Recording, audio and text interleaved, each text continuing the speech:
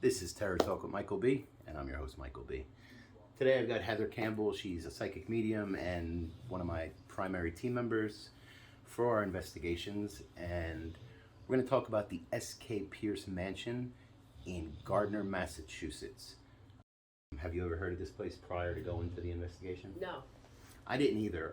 Someone on social media wrote to me and basically said that they had been there and that there was a really evil entity trying to push them down the stairs.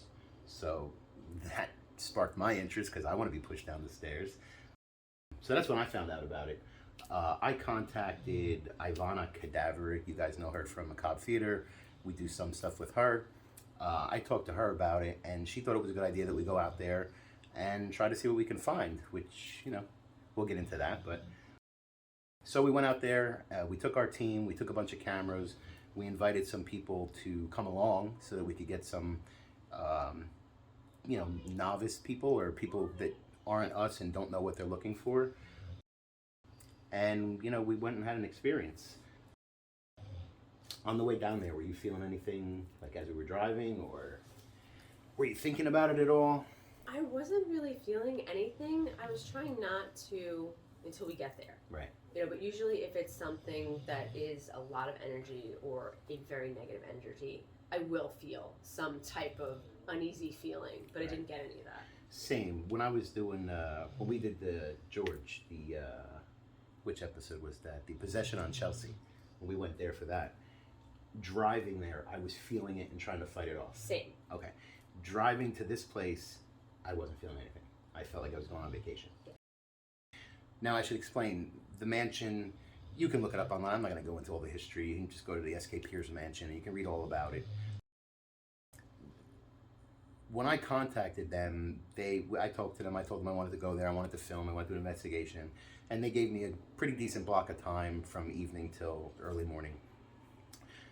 The woman there, basically she tells you what has happened in the past and what other people have felt and things, and stories and pictures, and she has it all.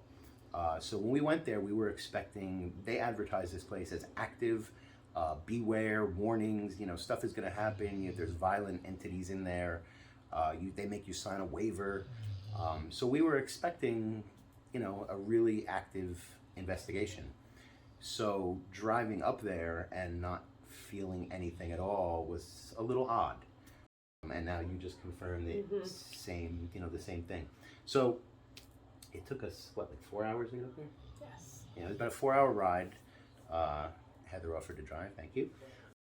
We checked into our hotel, we got everything ready, and we decided to go over to the mansion and, set up and talk to she's not the owner, she's the woman that runs the place. And just find out what we were getting into. So we did that. Do you remember her name? No. Yeah, I forgot it too. Not to be rude, it was just a lot going on. I'm sure I could find it. Not that it matters. She's the only one there if you call. So what she does is she takes you into each room.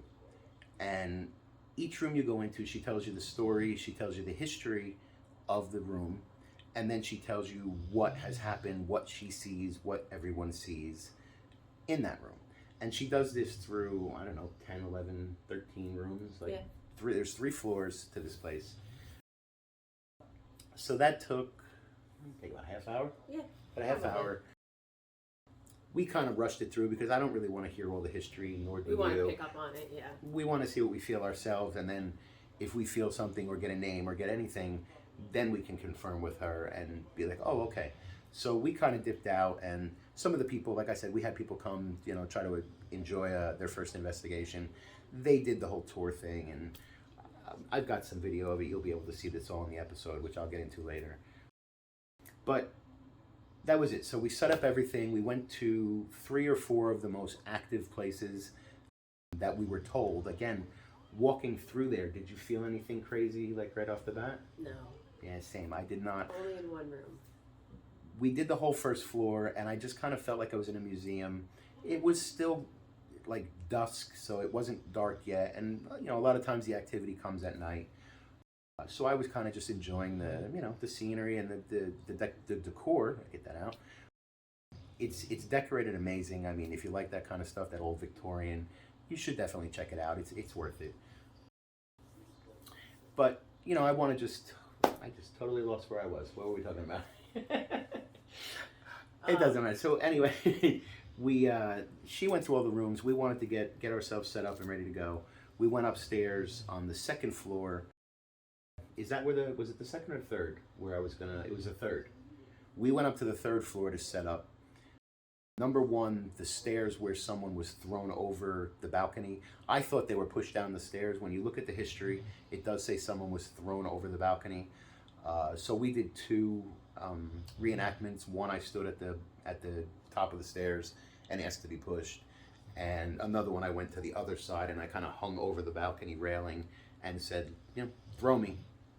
Nothing happened. I was hoping, but nothing happened.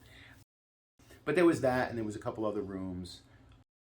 So the first room I want to talk about is, did it have a room other than the rape room? It was a rape closet, but it was a Freemason, like a lounge? Yes, it was his, parlor, I think. Okay. Or man cave. Yeah, because back then, man cave. She mentioned there was a pool table in there, and they would go hang. Yes. So it was a fairly large room on the third floor, top of the steps to the right, bigger than most of the bedrooms, and kind of just open.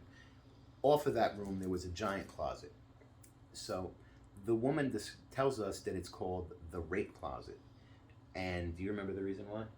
Yes, because there was a lot of women that were taken into this closet that were raped, and some of them were children. They were taken in by the Freemasons, apparently. And don't hunt me down for saying this, I'm just repeating the information. Apparently Freemasons at the time would just bring in staff and whoever they wanted, bring them into this closet, have their way with them.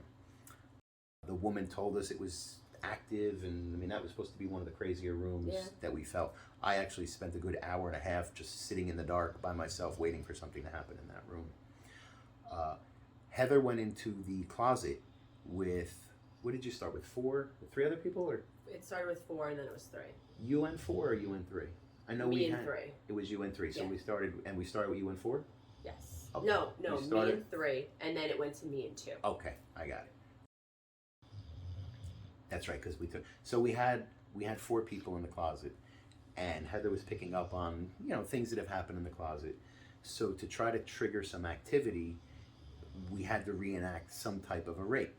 I know. We didn't reenact a physical rape at all. But what they decided to do was each of them would just scream, stop, no, stuff like that, just to see if we could reenact. We could definitely reenact it, just to see if we could trigger one of the spirits, entities, whatever it is, to do something as we reenacted it. Do you want to talk about this one? Because it was one of the more uncomfortable moments in my life. It was really uncomfortable and not one of my proudest moments at all. Yeah, so Heather starts, no, stop. One of the other women that was with us, Crystal, she's no, this is not. But the woman, and again, we got to get her name. I can't remember her name. The woman from the mansion. It was like an Emmy Award-winning performance. She was, I don't approve. This is wrong. It made me uncomfortable. I would have reacted. I was uncomfortable. But did anything happen? No. The energy really didn't change. In the room, nothing happened. Outside in the hallway, I had Mike, one of my camera guys. He was watching the spirit box that I had running the whole time. I did not know this at the time, nor did she. While they were in there saying, stop, no, I don't approve, a voice came over the box. I believe he described it as a whisper and said, stop. So that, we didn't know that at the time, but it did happen. And we have a clip of that, so you'll be able to see that as well. When I was at the top of the stairs, did you feel anything lurking around me or trying to push me? Or No, not at all. Again, we're not trying to make this boring for you. We're telling you exactly what happened. Again, we did have stuff happen, and I do have that for you guys to watch. Not here, you're going to have to wait for the episode. But the reason I'm doing this podcast this way is we paid a lot of money to go out there. And I wouldn't have paid that much money if it was presented to me as, just a normal place and there's some activity. This was presented to me as like, are you sure you want to come? Be careful, this, oh, 3 days ago, this happened and all. So I feel like maybe they kind of oversold it a little bit. So that's the only reason why we're telling you all the stuff that didn't happen. There is activity there. If you're a beginner investigator, and you're looking for a really nice place, visually and with activity, you'll have fun here. For something like us, I need to see heads spinning and stuff like that. But I shall continue. There was a bathtub at the top of that hallway as well. And I don't remember the story. I remember they asked me to lay in the tub and pretend, it was suicide? Suicide. Someone killed themselves in the tub. And do you remember who it was? Was it a chamber with somebody that worked there? Or was I think it was a servant, Okay. yeah. So apparently there's a tub there and someone committed suicide, cut themselves in the tub. So I got in the tub and I pretended to do that and lay there to try to, trigger something. I did feel something in the tub. I picked up on the energy of the death, but nothing happened that I was aware of. Yeah, so again, now if you're in there and you got your EMF reader, you're gonna pick up a lot of activity. When I had the thermal imaging camera and I would scroll, as soon as I would get to the door of a room, the entire room and outside the room would go red. Now, if you've ever seen thermal imaging, red is gonna be the heat signature, everything else would be ice cold.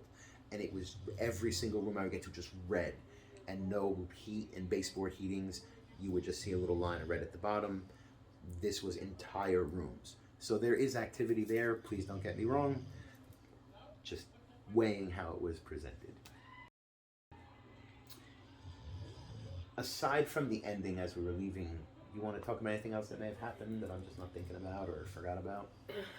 So the only thing that I picked up on when we first walked into the house, well, one of the things was in the fire room, right? The bedroom? Yes. Okay. In the bedroom. There was a man that I think fell asleep drunk when he was smoking a cigarette and he lit himself on fire. Yes. So as soon as I walked into that room, I saw fire. Okay. But again, it could have been something similar to the tub, right? It was just residual energy, and I'm just seeing something that happened in the past, not necessarily something that is there currently.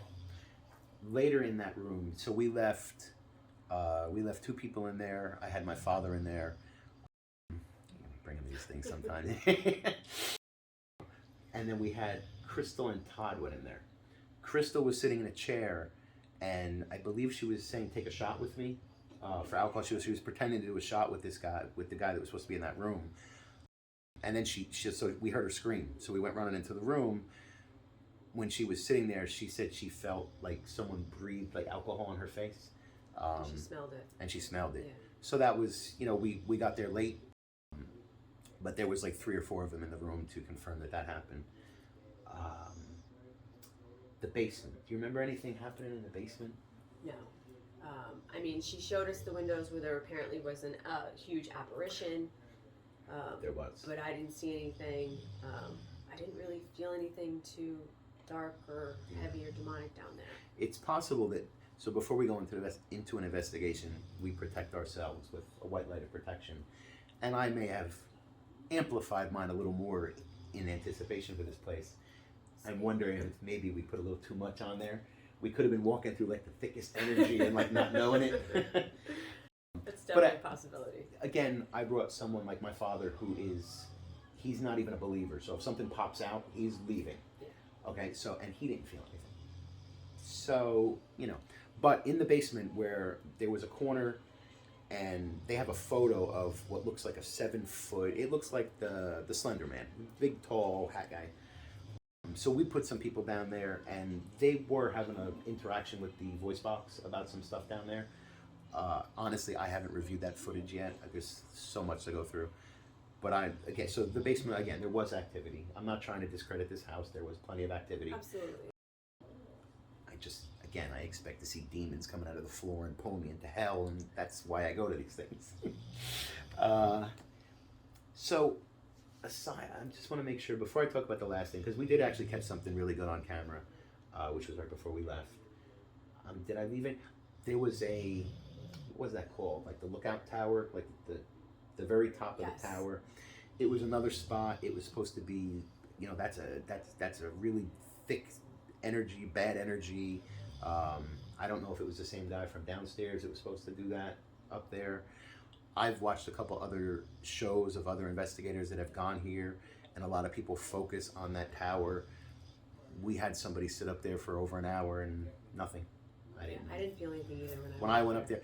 You know, one thing I did point out when I went in there, and I didn't see it in any of the pictures or videos that I had looked at, was the crucifix at the door when you walk in. Big, giant Jesus hanging there. I don't know why they need him in there. But I think they may have hurt the place by bringing that in there because, don't get me wrong, I don't believe in that. But you don't know, you know. And I told her she should remove it. I don't know if she'll listen.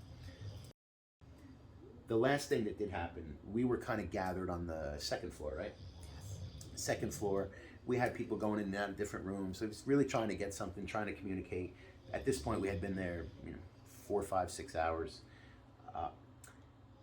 Mike had gone into the basement and found the mansion's surveillance system. It's basically like 9 cameras, 12 cameras of everywhere in the mansion where I guess they spy on you. I mean, you could see the cameras all over the place. I didn't know if somebody was home monitoring. Mike went into the basement and found, that station. So while we were all on the second floor, basically just talking and seeing if anybody felt anything, he was downstairs creeping and watching us on the camera. But what he noticed was there was like a white light. It was kind of like a smear. I mean, I don't know how to describe it. It was almost like a long teardrop. And it would kind of float over our heads. And then as we would go near it, it would kind of like move back into the corner. He called me down. I watched the footage. I took some footage of the surveillance system. I went back up. I wiped off the camera. I threw stuff to make sure there was no cobwebs or anything like that. When I came back down to the basement and asked again, it was still doing the same thing. When I was doing that, it kind of like sucked up into a corner. As I went downstairs, Todd walked forward and nothing had changed in this entire, so like there wasn't orbs, there wasn't dust or anything. It was just a pure clear screen. All of a sudden when I left, like orb were like shooting by his head, like kind of like when Star Wars, when they go into like light speed. We never figured out what it was. It disappeared after that and we saw nothing. Nothing in the house wanted to communicate other than what I explained in the basement and the stop, the room. We couldn't get a real conversation going. It was random. I mean, like, I was hearing things when we were in that parlor room, but it wasn't... The parlor room is the Freemason room? Yes, okay. Yes. But it was directly to me, right? It's not something that we can catch on camera. I forgot about that. Tell them what was happening to you the entire time. From the minute we got there, literally almost through half the night. Yeah. Go ahead, tell them. So uncomfortable. I had someone tell me that, like, to go into that room, like, you're beautiful, go into that room. Like, kind of, like, hitting on me. And I've never had a spirit do that before, and that was extremely uncomfortable. And I just kept saying, no, leave me alone. Or what else do you want to communicate, right? Like, what do you want me to say? What message? And that was the only thing that he was kind of doing, was that kind of banter. Other than that, it wasn't anything useful for us on camera. But there was one thing that happened when you were downstairs looking at the monitor. I went into, it was the 2 conjoining rooms where I think it was the children's rooms. Okay. And I went in there and I kind of sat on the bed and I asked if anyone wanted to play. Okay. And I walked through the room and I stayed there for a little while. Nothing happened. So then I went back around in the hallway, and this is when it was happening with Todd in the hallway. Okay. And the door shut. I remember you mentioned and that. Todd was right there when the door shut. Okay. And then I was like, oh, maybe I cracked it open. I didn't shut it all the way. So I went back, I opened it, and I shut it to make sure it was locked. And then Todd and I kind of stepped back, and we were seeing if the floorboards could move it, just trying to debunk it, see if it was anything that we did by accident. Sure. And we couldn't find anything, and then the door opened again. Wow. And then by that time we tried to get, our cameras out, and you guys were not there, so we didn't get that on camera. But that did happen when you were downstairs. It is possible that because Mike was recording the surveillance system. He's uploaded all the footage, so I'm gonna check that out. We may have gotten that because I remember you said it when I came back up. We weren't looking for it, but that camera you could kind of see almost every door, unless it was the one right underneath it. I think you could see it. It was the one over here then. Mm-hmm. Yeah, so he might have that, hopefully. Back to the guy that was flirting with you the whole night. She would be walking around. We were kind of like setting up. There was a lot of downtime. What you guys don't realize is to watch 40 minutes of an investigation, or like when I do a podcast and I show you clips, We have to sit in the dark for 6 to 8 hours and do nothing. Nothing happens. And then all of a sudden it's up, something happens for like 3, 4, 5 minutes, and then you wait. So there's a lot of just sitting around. And Heather was we were all kind of just roaming in the dark and trying to find something. And I would just keep seeing her going, and I kept saying, like, what are you doing? Because, I mean, if you watch Heather, or if you know Heather, she's weird enough as it is. She'll just be sitting there, and then she just laughs and talks to things, but she kept doing the same thing, and I would ask her, and she'd be like, he's like flirting with me and like being like rude, and she said then, she's like, this has never happened before, like something new. Yeah. So rather than go on Yelp, I'm gonna give you my review of the place and the woman whose name we cannot remember, which is probably better for her. The mansion, it's a great place to go. If you're ever in Massachusetts, you're in Gardner, you want to check it out. They do tours all through the day. I think they're hour tours for like $25 or something like that. And they let you take pictures. You can bring your investigation stuff. You can contact them if you want to rent out a block like we did. You'd have to talk to her about the pricing. You know, I had a lot of people, so it kind of worked out. But now I'd like to talk about the unnamed woman and what she did throughout the evening that I was not a fan of. We would be in a room and we would sit there for 15, 20 minutes trying to reenact something, or either just waiting or watching equipment. I brought a lot of equipment with us. She would come in and she would sit in the corner and kind of just, participate. And then when nothing was happening, she would, did you see that? No way, I can't do this. And then she would leave. After the third time, I started hearing fake, fake, fake in my head. So I went to Heather and I'm like, are you catching like what's happening here? When nothing happened, she comes in, she stirs a little like, what was that? And she leaves scared. Not trying to call her a liar, but the higher powers are saying that might have been a little, try to make things a little more than they were. I didn't appreciate that. I didn't want her to sit in the kitchen all evening, which is why I told her to come up and, participate. Plus, she knows things, so I would expect that she would know the hot areas and stuff like that. But to come up and just, what was that? And then leave, I didn't need it.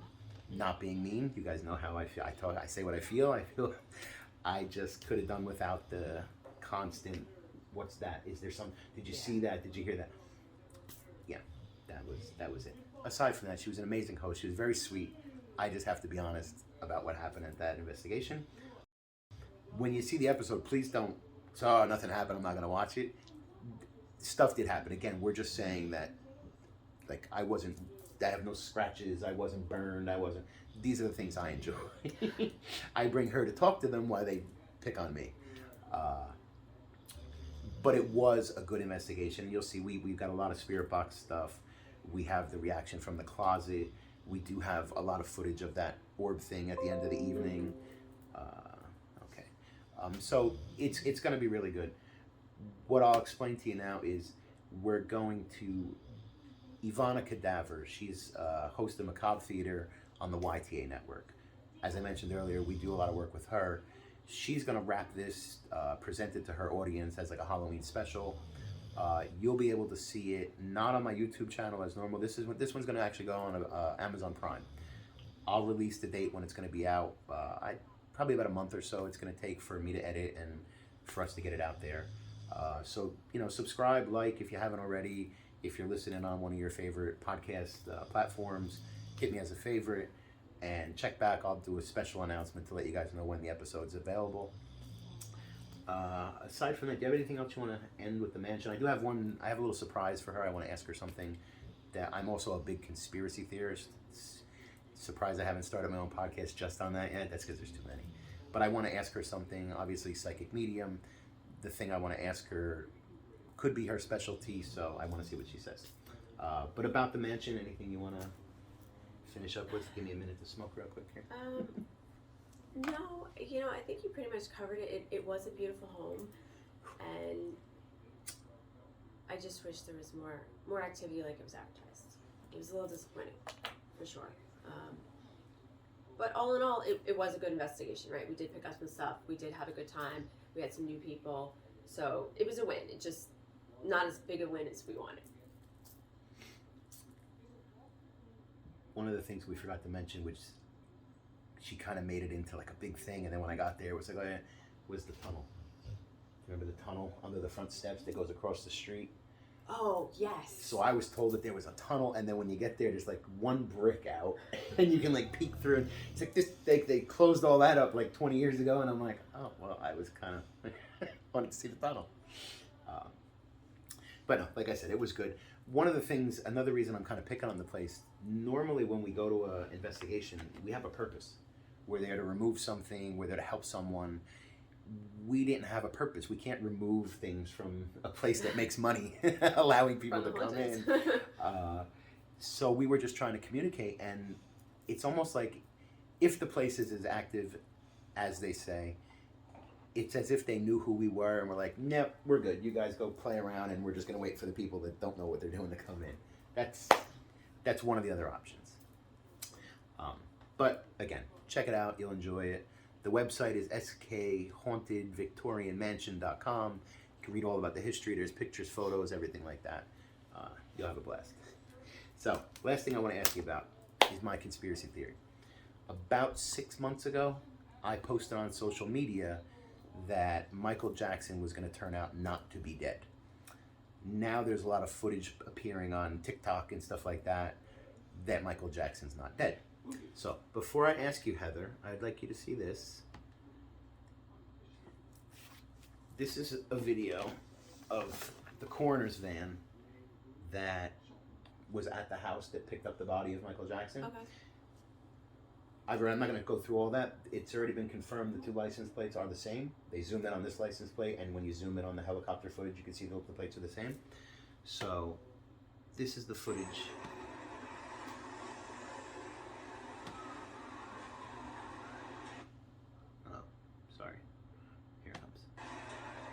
So that's the coroner van. It pulls up to a door. Now, obviously, somebody's sneaking this footage from behind a fence somewhere. Mm-hmm. Watch. They open up the back. What's that? So now my question is Michael Jackson dead or alive? See, I don't watch the news. Keep in mind. Stuff, so this is like brand new to me. Keep in mind that this is going to be on record. You can either confirm or you can shoot yourself in the foot. I fully believe he's alive. The footage, which you guys just watched, that's him walking out. There's also some other ones. There's a selfie from his daughter in her car, and in the back is like a hooded thing, but you can kind of see like his features. He's got a very distinct nose. It kind of slopes down. There's a couple things out there. Again, there could be somebody just going and doing these sneaky things to make people believe. So I figured if he's dead, you should be able to get to him like that. And if he's not, or maybe you can ask a guy. He's got a. Hold on, it's playing America's Got Talent here for some reason. Enjoy the music. He has a dead brother. If that would help. What is his name? Anybody remember Michael Jackson's dead brother's name? Wow, I used to be a Jackson fan, but I just can't think of it.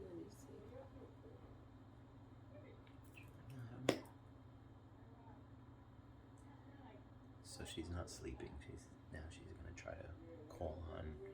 She calls on guides, angels, my mother. I don't know how she got hold. My mother passes. Does she come to me all the time? Yeah, once in a while. She's always at this one. Yeah, oh, this. Then I'll call Mike. Tell him like, oh, this. Oh. We go to the investigation. Oh, your mom's here. What? How did you all of a sudden get my mom? We're close. Yeah, they should. We're close. She never even met in real life. That's the best part about it. It really is. I don't know. She is actually the one that's been helping me work on my mediumship abilities. I do have them, but I won't use them because I'm just not 100% confident yet. She gives me all kinds of tests, and I feel like I don't know what I'm doing, and then I give her the right answers, and then she says, see, I told you. But until I'm 100% confident, just as confident as I know my name, I'm going to just remain kind of like clairvoyant or whatever I want to say. I don't know if she fell asleep or... No, because I'm getting like conflicting information. Like they don't want to tell me yes or no. I don't, so I called... Because they don't want me to make any money on this. Well, no, sometimes there's things we're just not supposed to know. Right, so it could be that. I'm still trying to see if I can get something, but it's like, it's weird. I figured if he was dead, she'd instantly be able to pick up on something. She's good. The fact that you're not getting anything could lead me to believe, kind of like when we go to the casino and try to pick the winning slot machines, they're kind of like, nope. One thing that I've noticed is I cannot make a slot machine hit. I can't pick one and say, okay. But if I'm walking and one is about to hit, that one glows brighter or stands out. It just looks like I can't not see it as I walk. And I've stopped a billion times and it always wins. And so I've proven that happens. But a lot of times I just wander around and nothing is showing. And I brought her on my birthday to see if she could be like, that one, that one, that one, that one. She was more useless than me. I will say, we stood by the roulette machine, the roulette wheel, and she was at about 99%. I was probably about 90%. We should have played, but I was like, but I think with the numbers, it's a little easier than the slot machines, because I think the slot machines are literally just random computer. Yeah. But maybe with the wheel, and maybe they can see it before. I don't know how that works. Well, but we had visions of different numbers that came up. Yeah. Before we went. Right. So I think, and then when we're in there, it's like a cage where you can't get anything. No, but there was times we were like walking from the back, and you'd say something like 21, and I would say like 23, and then we would walk by that one roulette wheel, and it'd be like 21, 23. So like 4 or 5 bets if we were there, and we would have both hit. But we'll try that again. Yeah. All right. So your final on Michael Jackson? So I called in his spirit. I didn't get anything. Right. So and I'm not getting a. Right, like my angels and guides usually will say yes or no, right, or they'll say something else. Okay. I'm getting like radio silence from them, and I'm asking, is he dead or alive? Just tell me yes or no. I'm getting nothing, but I'm not also like his spirit's not here. And usually when you call upon a spirit, it comes. They're there in a second. Unless they're lost. I'm gonna call that a win for still alive. What's today's date? Today is October 8th. October 8th. 9:25 p.m.